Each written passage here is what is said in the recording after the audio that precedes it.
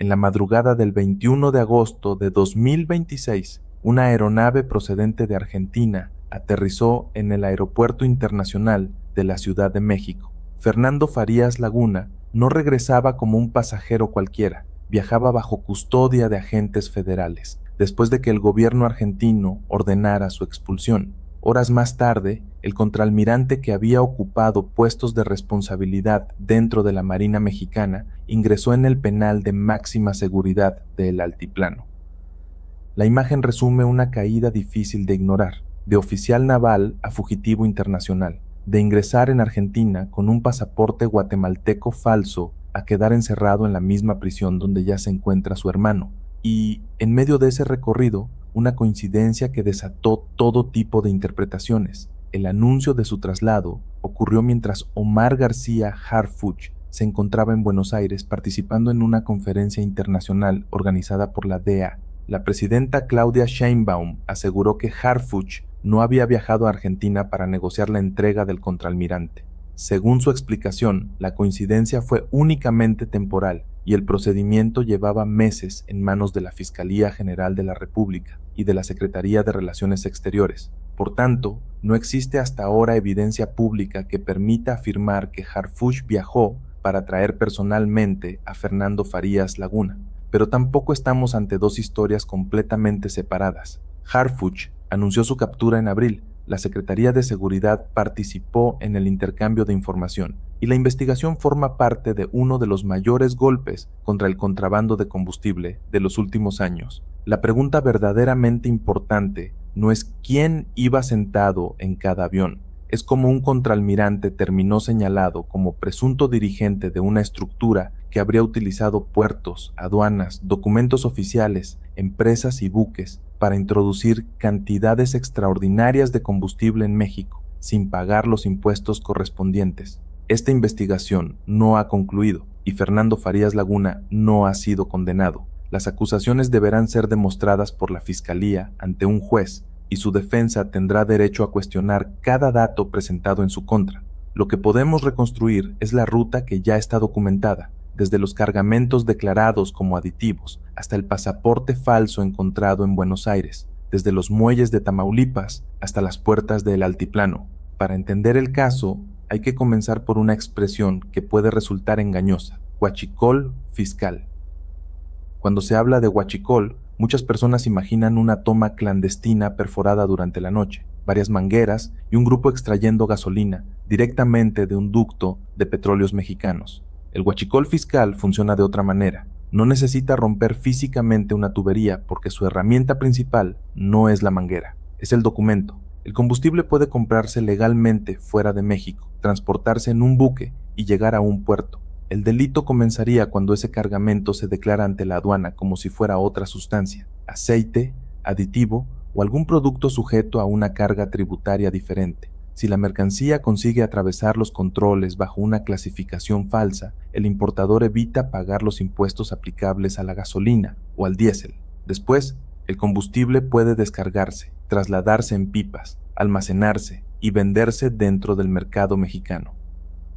A simple vista, la operación conserva la apariencia de una cadena comercial legítima. Hay barcos, facturas, pedimentos aduanales, empresas transportistas y compradores. La ilegalidad se oculta dentro de la clasificación del producto y de la posible colaboración de quienes debían inspeccionarlo. Precisamente por eso, una red de este tipo necesita algo más que personas dispuestas a comprar y vender combustible. Necesita acceso a los puertos, conocimiento de los procedimientos aduanales, empresas capaces de mover grandes volúmenes y funcionarios que permitan que la documentación supere los controles. En marzo de 2025, las autoridades mexicanas aseguraron en Tampico un cargamento de aproximadamente 10 millones de litros de diésel. El combustible había llegado en el buque Challenge Procyon y habría sido presentado documentalmente como un producto diferente. El volumen resulta difícil de imaginar. 10 millones de litros no pueden ocultarse en la cajuela de un vehículo, ni distribuirse mediante una operación improvisada. Requieren una embarcación, instalaciones portuarias, depósitos, decenas de unidades de transporte, conductores, permisos, rutas y compradores capaces de absorber la mercancía. Durante las acciones relacionadas con aquel decomiso, fueron localizados contenedores, tractocamiones y remolques. El hallazgo permitió a los investigadores avanzar desde el combustible hacia la infraestructura que lo había movido. Las facturas conducían a empresas, las empresas conducían a representantes legales, los pedimentos conducían a agencias aduanales, y las decisiones tomadas dentro del puerto conducían a servidores públicos. Lo que inicialmente parecía un cargamento irregular comenzó a mostrar una estructura mucho más amplia. Las autoridades sostienen que se utilizaron documentos apócrifos para facilitar el traslado del combustible y que participaron compañías de transporte, empresarios, funcionarios aduanales y miembros de la Marina. En septiembre de 2025, Omar García Harfuch informó de la detención de 14 personas vinculadas con la investigación. Entre ellas había empresarios, personal de aduanas y marinos. Harfuch advirtió entonces que aquellas capturas no representaban el final del caso, sino uno de sus primeros resultados. El gobierno también insistió en que la actuación presuntamente delictiva de determinados integrantes no podía utilizarse para acusar a toda la Secretaría de Marina. Esa precisión es relevante. Una institución está formada por miles de personas y la responsabilidad penal debe ser individual. Pero el rango de algunos investigados convirtió el caso en algo especialmente delicado. Entre los nombres apareció Manuel Roberto Farías Laguna, vicealmirante de la Marina y hermano de Fernando. Ambos eran sobrinos políticos del exsecretario de Marina José Rafael Ojeda Durán, quien dirigió la institución durante el gobierno de Andrés Manuel López Obrador. De acuerdo con la versión oficial expuesta cuando comenzaron las detenciones, el propio Ojeda había entregado tiempo atrás información a la Fiscalía sobre posibles irregularidades cometidas por personal naval. Sin embargo, la aparición de sus sobrinos dentro de la investigación abrió preguntas inevitables sobre la forma en que consiguieron ocupar posiciones estratégicas y sobre el grado de influencia que habrían tenido en las aduanas marítimas. La Fiscalía identifica a los hermanos Farías Laguna como presuntos dirigentes de la organización denominada Los Primos. Esa es la hipótesis ministerial, no una sentencia. Será necesario demostrar qué decisiones tomó cada uno, qué comunicaciones mantuvo, qué beneficios recibió y qué relación concreta tuvo con cada cargamento investigado. Si valoras este tipo de reconstrucciones, donde diferenciamos los documentos, las acusaciones y los hechos ya demostrados, puedes suscribirte. Aquí no se trata de repetir una versión oficial ni una defensa automática, sino de seguir la ruta completa de las pruebas. La dimensión atribuida a la red supera ampliamente el decomiso inicial de Tampico. Una investigación periodística basada en documentos aduanales reconstruyó al menos 69 envíos realizados desde 2023.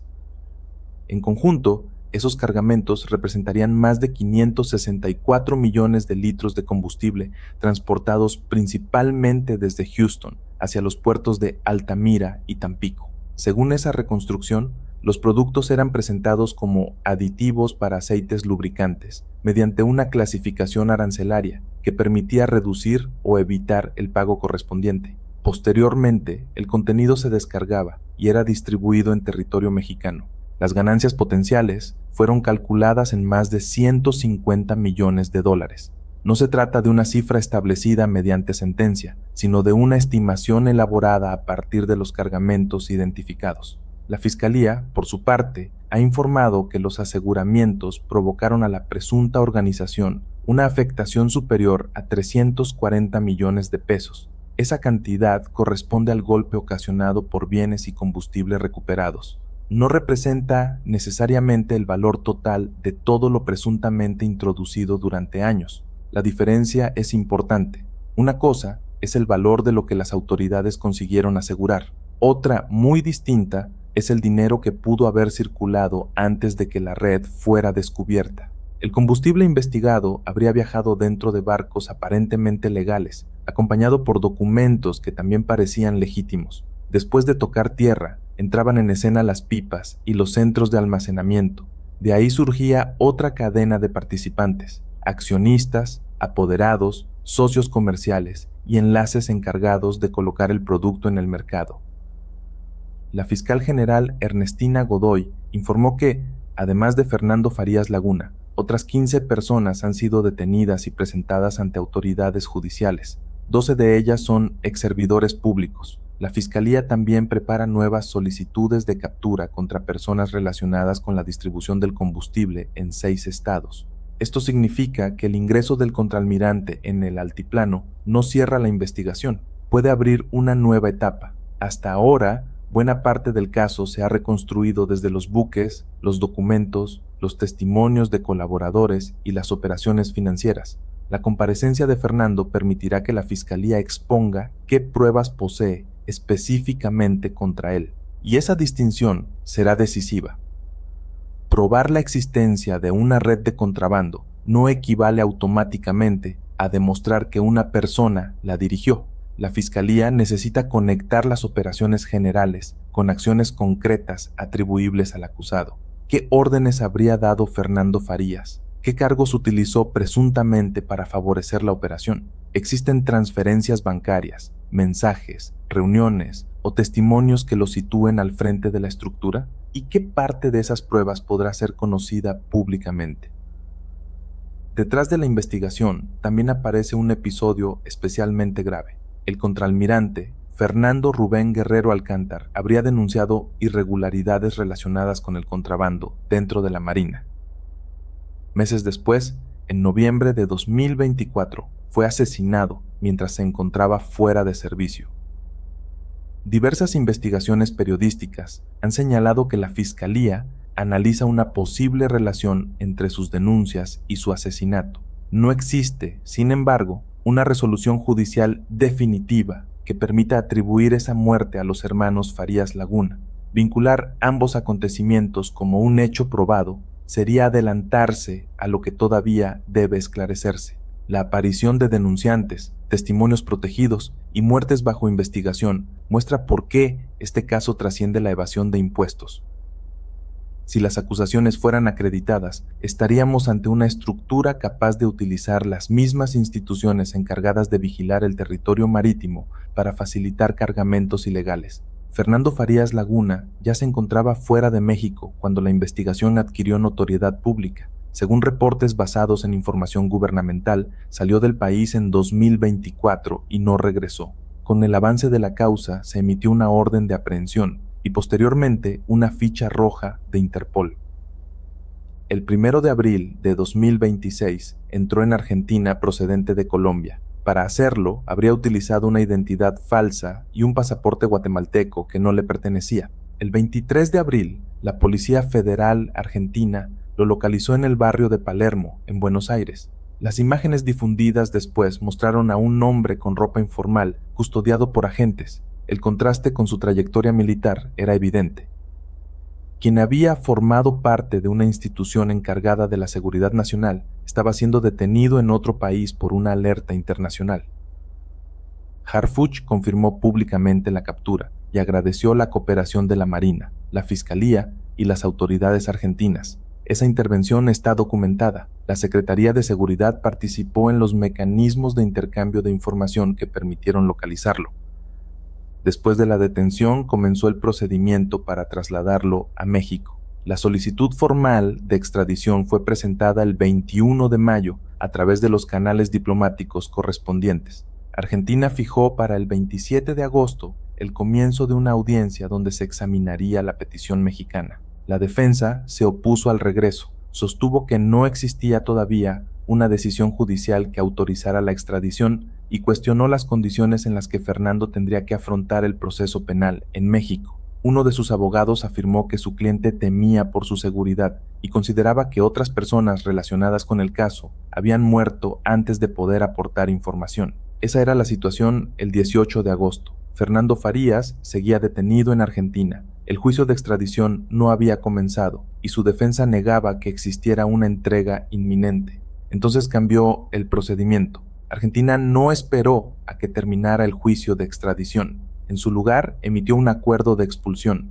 México abandonó la vía de extradición que había iniciado y representantes de la Fiscalía viajaron a Buenos Aires en una aeronave de la Marina para recibir al detenido. La diferencia entre extradición y expulsión no es únicamente una cuestión de palabras. La extradición es un procedimiento judicial mediante el cual un Estado evalúa si entrega a una persona reclamada por otro país. La defensa puede presentar argumentos, impugnar la solicitud y exigir que se revisen los delitos, las pruebas y las garantías ofrecidas. La expulsión pertenece al ámbito migratorio y administrativo del país donde se encuentra la persona.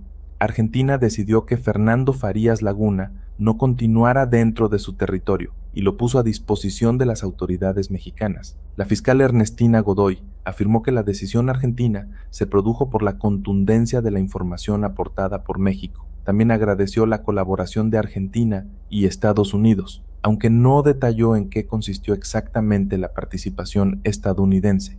La defensa ofrece una lectura diferente. Sus abogados sostienen que la expulsión evitó el debate judicial que debía comenzar el 27 de agosto y hablan de un acuerdo entre gobiernos cuyos términos no han sido transparentados. Es una controversia que probablemente llegará a los tribunales mexicanos. Lo confirmado es que, durante la tarde del 20 de agosto, Fernando Farías abandonó Buenos Aires a bordo de una aeronave de la Armada Mexicana. El avión realizó una escala en Colombia y continuó después hacia México. Alrededor de las 3 de la madrugada del 21 de agosto, aterrizó en la capital. Tras recibir una certificación médica y completar los procedimientos correspondientes, fue trasladado al Centro Federal de Readaptación Social número 1, conocido como el Altiplano. Allí quedó a disposición del juez que había ordenado su captura. Mientras se preparaba ese traslado, Omar García Harfuch también se encontraba en Argentina. Había viajado para participar en la Conferencia Internacional para el Control de Drogas, un encuentro organizado por la DEA con representantes de distintos países. Además, mantuvo reuniones con autoridades argentinas sobre cooperación contra el narcotráfico y el crimen organizado. La coincidencia era demasiado llamativa para pasar inadvertida. El secretario mexicano llegaba a Buenos Aires y casi simultáneamente Argentina decidía entregar a uno de los fugitivos más relevantes de una investigación encabezada por instituciones que trabajan con él. En redes sociales aparecieron afirmaciones de que Harfuch había viajado para cerrar personalmente la entrega. Otras versiones atribuyeron la decisión a una intervención directa de la DEA o del FBI. Hasta el momento, ninguna de esas afirmaciones ha sido respaldada mediante documentos públicos. Sheinbaum fue interrogada directamente. Su respuesta fue que Harfuch no había ido a Argentina para tratar el caso. Señaló que las gestiones correspondían a la Fiscalía y a Relaciones Exteriores, y calificó la coincidencia como una casualidad. Esa respuesta no elimina el papel que la Secretaría de Seguridad ha tenido en la investigación general. Harfuch anunció la captura de abril, participó en la coordinación institucional y presentó los primeros resultados de la operación contra la red. Pero una cosa es formar parte del trabajo de inteligencia y otra afirmar que su presencia en Buenos Aires provocó la expulsión. Por ahora, la secuencia permite establecer una coincidencia temporal, no una relación causal demostrada. Si más adelante se publican comunicaciones oficiales, acuerdos o informes diplomáticos, será posible determinar si la visita tuvo alguna influencia indirecta. Con la información disponible, presentarlo como un hecho sería engañoso. La atención se traslada ahora al interior de El Altiplano. La Fiscalía pretende imputar a Fernando Farías Laguna delitos de delincuencia organizada, operaciones con recursos de procedencia ilícita y conductas relacionadas con hidrocarburos. La defensa ha anunciado que solicitará una audiencia pública. Argumenta que la Fiscalía ha difundido durante meses información sobre el caso y que, por tanto, el acusado debe poder responder bajo el mismo principio de publicidad. Corresponderá al juez decidir las condiciones de la audiencia y valorar los argumentos de ambas partes. En esa primera etapa, no se decidirá definitivamente si Fernando Farías es culpable. El juez deberá examinar la imputación, los datos iniciales presentados por la Fiscalía y los planteamientos de la defensa. Una eventual vinculación a proceso tampoco equivaldría a una condena. Significaría que existen elementos suficientes para continuar formalmente la investigación judicial. En el mismo penal se encuentra Manuel Roberto Farías Laguna, su hermano y exvicealmirante. La Fiscalía sostiene que ambos ocupaban posiciones dirigentes dentro de la estructura. Los abogados deberán responder a una acusación construida con decomisos, documentación aduanal, movimientos empresariales y declaraciones de otros implicados. Todavía quedan varias preguntas abiertas. ¿Cuántos cargamentos consiguieron entrar realmente en México? ¿Quién autorizó cada operación? ¿Quién modificó o validó los pedimentos? ¿Qué empresas recibieron el combustible? ¿Hasta dónde llegaba el conocimiento de los mandos superiores? ¿Y qué pruebas vinculan personalmente a Fernando con las órdenes que la Fiscalía le atribuye? También falta conocer por qué Argentina sustituyó la extradición por una expulsión pocos días antes de la audiencia programada. La Fiscalía habla de pruebas contundentes. La defensa denuncia que se evitó una revisión judicial. Ambas posiciones tendrán que ser examinadas con documentos, no únicamente con declaraciones públicas. Fernando Farías Laguna ya está en el altiplano. Esa parte de la historia ha quedado confirmada. También está confirmado que fue localizado con un pasaporte falso, que existía una ficha roja de Interpol y que la investigación ha producido otras 15 detenciones. Lo que todavía no está resuelto es su responsabilidad penal ni el verdadero alcance de la estructura investigada. El uniforme, el rango y el parentesco no sustituyen las pruebas, pero tampoco pueden utilizarse para evitar que esas pruebas sean presentadas y evaluadas. El caso será realmente esclarecido cuando se conozca cómo millones de litros atravesaron puertos vigilados, quién convirtió declaraciones falsas en cargamentos aparentemente legales y quién obtuvo los beneficios. No basta con mostrar a un contraalmirante entrando en una prisión. Hay que explicar cómo una organización pudo operar durante años detrás de barcos, sellos y documentos oficiales. La ruta de Buenos Aires a el altiplano ha terminado. La ruta del dinero, de las autorizaciones y de las responsabilidades apenas comienza a ser expuesta.